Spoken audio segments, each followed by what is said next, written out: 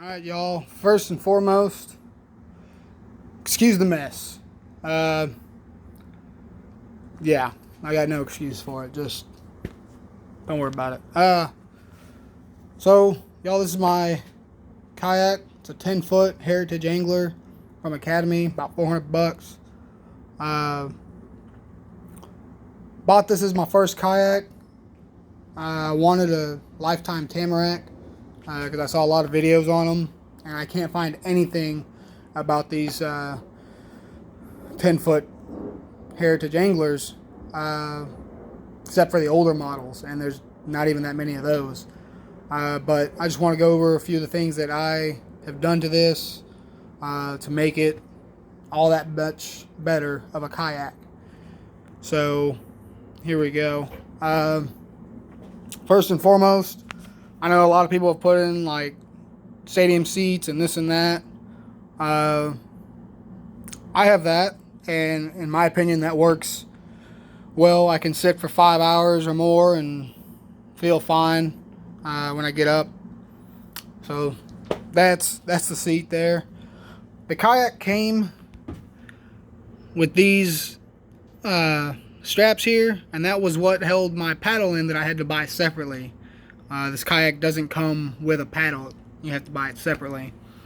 So one of the things I did buy from Amazon were these paddle clips here. They come with, I call them top hats. I don't know what they're really called.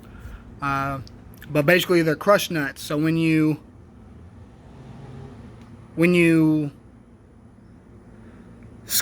tighten the screw, it expands inside, and it has a rubber seal on it, so you're not creating any holes for anything to leak on. As far as the paddle clips themselves, I mean, it's pretty tight. Keeps everything where it needs to be. And you know, I made sure that I did it right in line with the molded, you know, where the paddle should go. It has adjustable foot pedals. I'm short, so they're all the way back. It did come with these rails, which is pretty cool. I bought this as Rail Blazer. Yeah, Rail Blazer. I'm not saying that to be cool. That's the name. They have this piece here that screws on and then slides along the track, and then this goes into that piece. Two separate pieces. I believe this is like 14. This is also 14, so 30 bucks for that. That is a Yak Attack one. It comes already ready for the track mount. What I like about that one is that this piece, when you want to turn it, you just press in this little piece here and it can turn, and it's got very close teeth, so the amount of turning, like, you can fine tune turn it. And you want to take it off, you just open that clip, comes off, you turn this knob and you can slide it back and forth. I also, when I ordered the paddle clips, it came with 2 sets, so I put another set on this side, and that holds my anchor stick. It's a 6-foot Yak Attack one, I think. Let's see. Yeah, there you go. 6-foot parking pole. So there you go. There's that. Amazon had a deal on milk crates. 2 for $9. So that's what I did. Couldn't beat it. And then the kayak originally came with these. These ones here are fine because they hold the line itself, the stretchy paracord. But the ones in the middle did not serve a very good purpose for what I needed them to do. So I bought these on Amazon. Couldn't tell you the name of them. Hooks, kayak hooks. I don't know. On my Amazon wish list. And I bought rivets. A lot of this stuff was screwed in, like these as well were screwed in, and the screws eventually rip out, and I hate that. If it's not bolted on with a through bolt, with a nut and bolt, then I typically want to replace it, which is what I'm going to do with my tracks there. They're all screws, and at this moment I'm worried if I get a big fish on, it's going to rip the track out of the screw holes. But that hasn't happened yet, so we're good for now. I installed these eyelets on the back ends on both sides for when I put it in my truck. I have something to hook onto to strap it down in the truck so it doesn't slide out. You go back to the other side. It also came with these dry hatches. If anyone else buys one of these, fair warning, the bags inside are not waterproof. They're fabric. So when you get water in here, because you will, it's just inevitable. Not a lot, like nothing to worry about, but you know, they're not waterproof. I lost a GoPro because I didn't realize the bags weren't water resistant, and my GoPro sat in about 2 inches of water. So I'm out of GoPro now and using my phone. I was pretty pissed about that. But yeah, just fair warning, they're not waterproof. And honestly, if you're worried about getting something wet while on a kayak, you probably shouldn't have it with you. So there's that as well. Over here, I have one cleat here, and I have another cleat here. This is my anchor trolley system. For when I anchor down, it goes all the way to the front. So I got this cleat here. This is what keeps the anchor trolley. Can't see that very well. This is what keeps the anchor trolley from moving.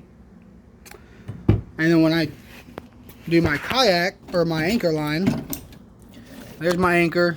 I got that one for when I'm in a lake or somewhere deeper than 6 foot, because that's how tall my parking pole is. It's only 6 feet. So if I'm somewhere deeper than that, I throw my anchor. So typically what I would do, I'd run this through here, and this is on a clothesline hanger. I saw this. I can't tell you who I got this idea from. I'm terribly sorry if you see this video and you were the one that thought of it first. Thank you for coming up with that idea. I swapped the line out with paracord so that, you know, I don't have a mess of line when I'm bringing back my anchor in. Because that's, you know, when you got 50 foot of line, it tends to take up space. So this worked out perfectly. So I anchor out and say I want to tie up somewhere. Well, now, I mean, that's not the best tie up, but y'all got the idea. So I can tie up there, and that keeps my distance from my anchor, how far I want to drift from where I anchored at. And when I'm done, it just goes back in there. And then, like I said, I can just, between the two of them, I can anchor with this. I got a carabiner that came with the anchor itself. Alright, whatever. I'm not gonna fuck with it. That's that. And then I think these were about 10 bucks on Amazon. Zip tied them on. This is bolted on, by the way, so that's not going anywhere. And this is my newest addition. I made that. I saw this idea on YouTube as well. I for the life of me, I can't remember who I saw this idea from. It's actually a couple guys. I watched a couple different videos and got the ideas from. One guy I saw using this electrical conduit is actually a lot cheaper than PVC itself. I had a lot of extra PVC left over. I bought like 3 10-foot things of PVC because I made this. It's another video I saw on a guy that made it on YouTube. It's 15 rod holders. None of it's glued together. I tend to add more to it because I plan on getting more rods. I have about 13 or 14 rods right now. Majority of them are saltwater rods, and the other half is freshwater. So with the leftover PVC, I actually still have, I don't know, what is that, 7 foot? Just under 7 foot left over there. So this electrical conduit here for this kayak worked out perfectly because this is a 45-degree angle. It slid in there perfectly, and it bent just enough to where I could get this straight. I got 3 T's going across, a little bit of 4.5 inch or 4 1/4 PVC down, keep the rod straighter. I notched it out for my spinning reels, and then it's not done, but soon to come, outriggers.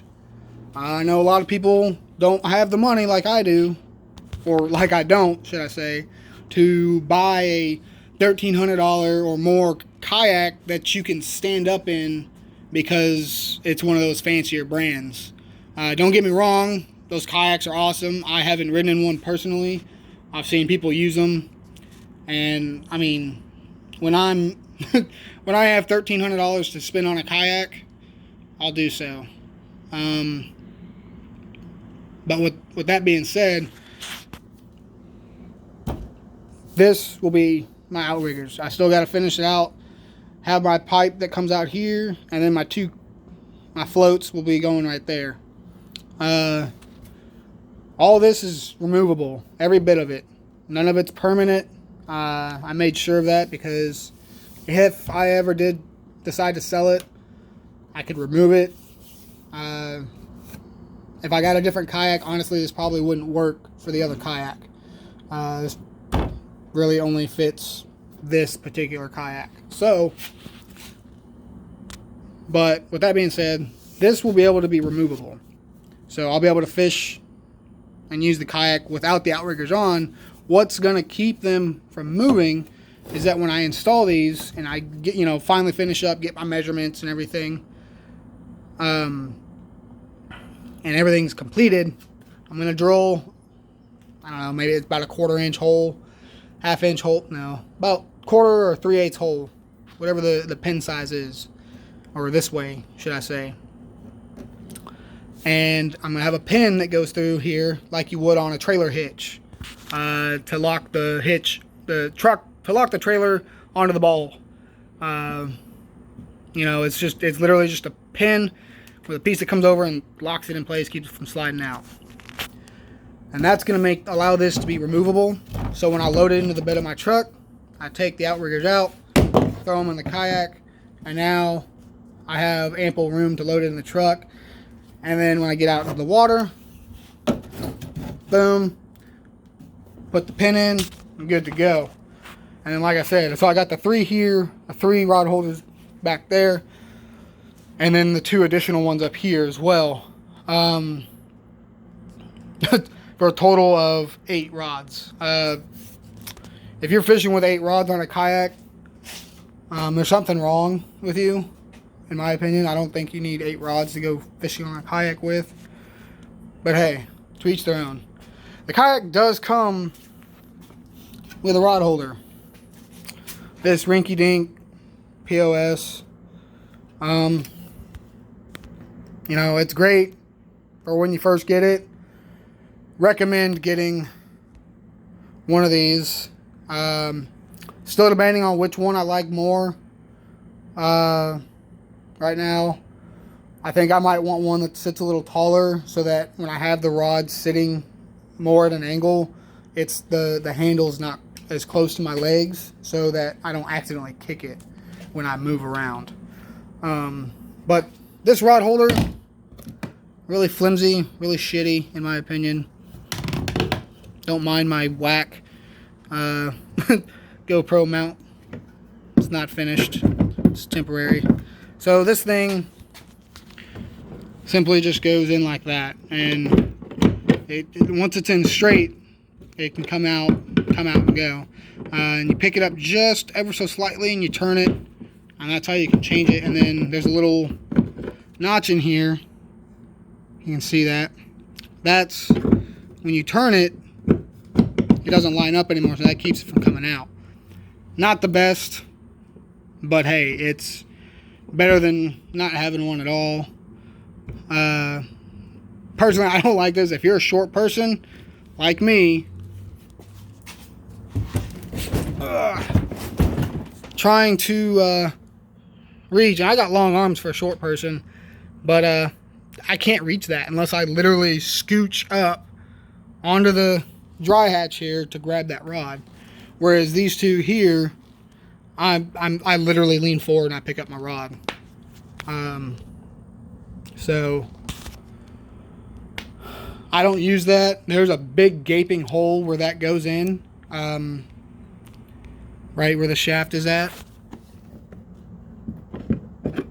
So eventually I'm going to remove that and seal that up once I get a plastic weld kit.